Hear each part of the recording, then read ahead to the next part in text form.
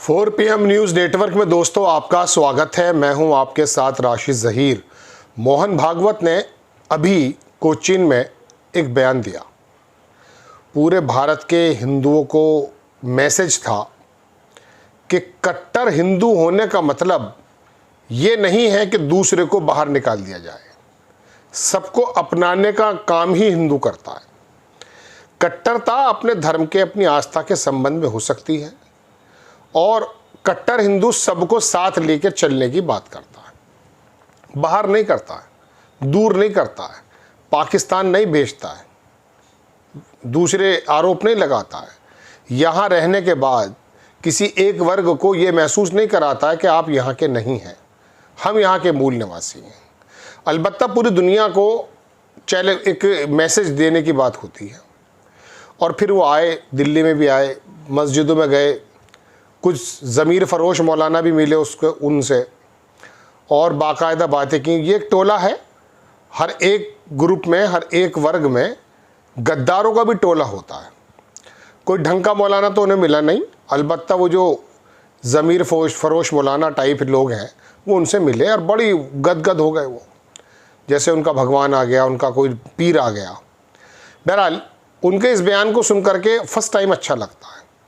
और ऐसा नहीं कि भागवत साहब ने पहली बार ये बयान दिया है।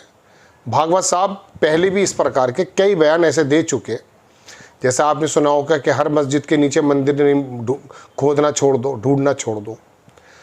लेकिन ये मैसेज सिर्फ लफ्ज़ी है, ज़बान से है, या आरएसएस के ज़रिए ही किए हुए काम इसकी अक्कासी करते हैं या इसके खिलाफ जाते हैं? थोड़ी सी बात ये आपके सामने रखने की कोशिश कर रहा हूँ। दूसरी बात इस खबर में यह है कि आपने जो कहा कट्टर हिंदू सबको साथ लेकर चलता है, बिल्कुल चलता होगा। तो ये बात योगी आदित्यनाथ और बिस्वा साहब के कानों में भी पड़ी है या नहीं? या मोदी जी और आरएसएस के बीच में जो डिस्टेंसेस हैं उसकी वजह से वो बातों को सुन नहीं रहे हैं आपकी?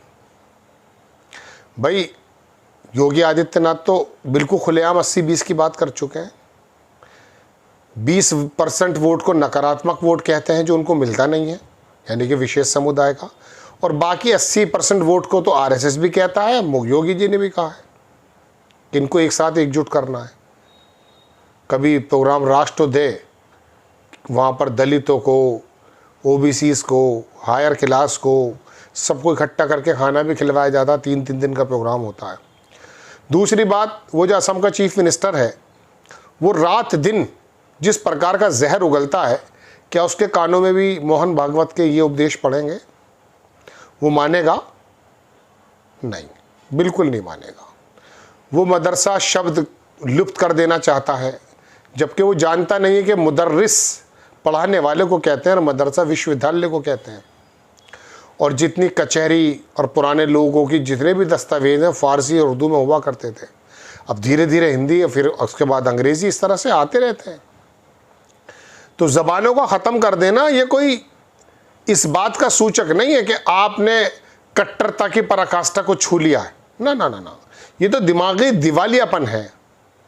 पीवी नरसिम्हा राव 6-7-8 ज़बान जानते थे। हमारे यहाँ ऐसे ऐसे काबिल लोग हुए हैं कि वाकई संसद भी, मंच भी, पार्टियां भी सोचा करती थी कि ये कौन कौन से लोग हैं। और आज क्या कूड़ा कबाड़ आ गया है आपको तो मालूम है।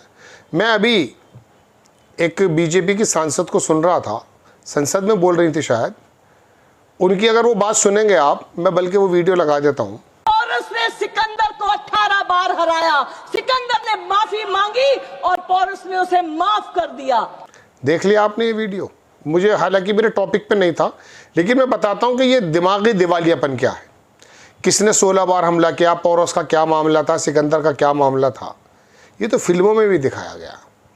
जब सिकंदर आकर के बैठ गया राजा पोरस के तख्त पर और बोला कि बताओ तुम्हारे साथ क्या सुलूक किया जाए, तो राजा पोरस नीचे खड़े थे, उसके बावजूद बोले जो एक राजा को एक राजा के साथ करना चाहिए। इस एक हारने के बाद, हार चुके थे युद्ध, उस एक डायलॉग पर सिकंदर इतना ज़्यादा अभिभूत हुआ, छोड़कर चला गया, देकर चला गया। अब वो बाबर को और हुमायूं के 16 बार 15 बार वो दोनों मिक्स हो गई ना बातें, चूंकि पढ़े लिखे तो है नहीं लोग, क्या कर सकते हैं बताइए। और इतनी तेज़ आवाज़ से बोल रहे हैं कि जिससे यकीन हो जाए। आवाज़ के ऊपर एक मुझे मिसाल याद आती है, एक गधे की आवाज़ होती है और एक कोयल की आवाज़ होती है। तेज़ होती है गधे की आवाज़, कानों को अच्छी नहीं लगती। कोयल भी बोलती है, दिल के अंदर रस घोल देती है।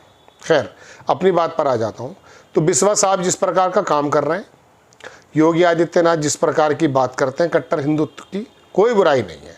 अगर साथ लेकर चलने की बात है तो इनके कार्यक्रमों में देख लो, इनके क्रियाकलापों को देख लो कि ये साथ लेकर चल रहे हैं या नहीं। मिनट मिनट पर पाकिस्तान भेज देते हैं साहब, कहीं और भेज देते हैं।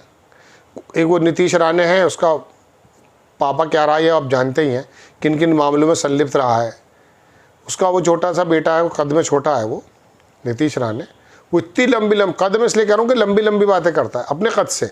दिमाग का दिवालियापन तो मैंने दिखाई दिया आपको। वो कह रहा कि वो गंदगी सारी चली जाएगी, फिर उसे एक आरएसएस का प्रचारक उसको अपने उस पर डालता है फेसबुक पेज पर। फिर 5 जन जाकर देख लीजिए, ये आरएसएस का ही मुखपत्र है। मैं आपको 12 बता चुका हूँ। अभी इसी वक्त आपको मेरे से थोड़ी सी, अगर मेरे से आप समन्वय रखते हैं, मोहब्बत रखते हैं, इस वीडियो को यहीं स्टॉप कर दो, मेरे को दिक्कत नहीं है। आप सिर्फ ट्विटर पर जाइए, एक्स पर जाइए, 5 जन लिखिए, 3 महीने की खबरें निकाल लीजिए। 3 महीने में 5 खबरें अगर आप ऐसी निकाल पाए, 3 महीने की बात कर रहा हूँ मैं, तो 1 साल की भी कह सकता हूँ, लेकिन 3 महीने में आप 5 खबरें अगर ऐसी निकाल पाए जो भारत को जोड़ने की, 2 समुदाय को जोड़ने की हो, तो मुझे कमेंट्स में ज़रूर बता दीजिएगा। 5 खबरें नहीं बता सकते, नफ़रतों के अलावा कुछ नहीं मिलता।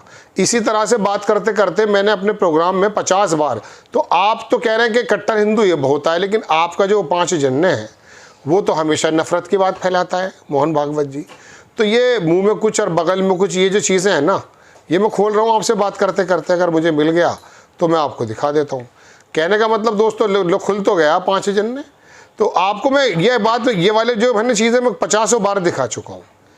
पहली खबर देखेंगे आप तो सुन लीजिएगा, योगी आदित्यनाथ ने लंबे वक्त तक यूपी के सीएम रहने का बनाया रिकॉर्ड, ये तो अच्छी बात है। अमित शाह का बड़ा बयान, हमले, पहलगाम हमले के इस्लामी आतंकवादी कभी नहीं कहा उन्होंने, इस्लामी आतंकवादी सुलेमान जिब्रान फैजल को, ये पहली खबर है योगी आदित्यनाथ के बाद, ठीक है ना। फिर अखिलेश जी के बारे में वो जवाब बता रहे हैं। और इसके नीचे आप चलते चले जाइएगा, हरिद्वार में जिले में प्रशासन की अनुमति के बिना बन रही है विशाल मस्जिद। इनका दिमाग यही है, मेंढक होता है ना, वो कुएं का मेंढक होता है, बाहर नहीं निकल। मैं तो आपको सिर्फ बताया, खोल कर देख लीजिएगा। इस वक्त बज रहे हैं जनाब 5:09। तो दोस्तों बात ये, आप मेरी सुबह खबर सुन रहे हैं, कल शाम आप देख लीजिएगा 5 जन्ने पे क्या क्या खबर है। तो मोहन भागवत जी, आपका जो मुखपत्र है, आपके जो लोग हैं, जहाँ पैसे नौकरी करते हैं लोग, वो नफरतें फैलाने का काम करते हैं। आपके स्कूलों के अंदर क्या होता है पता कर लीजिए। तो ये जो बात है ना, कोरी बकवास है कि कट्टर हिंदू का मतलब ये होता है सबको साथ लेकर चलना। ये कह रहे हैं आप, ये मौलाना भी पागल हैं जो मिल रहे हैं आपसे। ये ज़मीर फरोश लोग हैं, ज़मीर को बेचने वाले, कौम को बेचने वाले लोग हैं, ऐसा नहीं है। तो आपकी ये बात योगी आदित्यनाथ भी सुन लें और बिस्वा सुन लें, फिर अपने कामों को ठीक कर लें जब अच्छा लगेगा। जय हिंद।